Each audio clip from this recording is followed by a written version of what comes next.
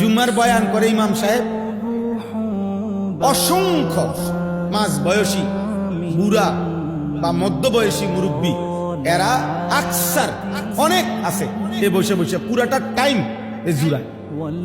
30 বছরে এভাবে জুড়ায়, মানে জুড়ায় বুঝেননি, মানে এরকম করে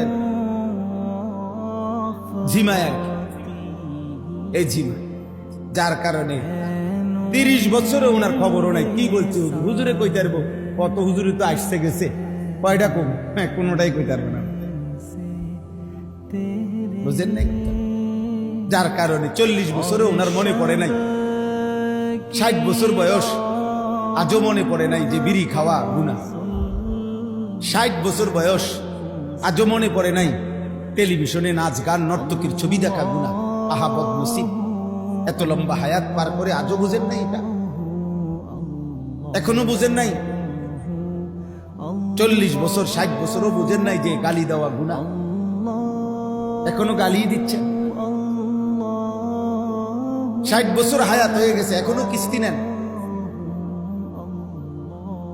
এখনো সুদ কিস্তি নিচ্ছেন। কোন দিন মনে পড়বে এটা গুনাহ? কত বছর পরে? 600 বছর পরে,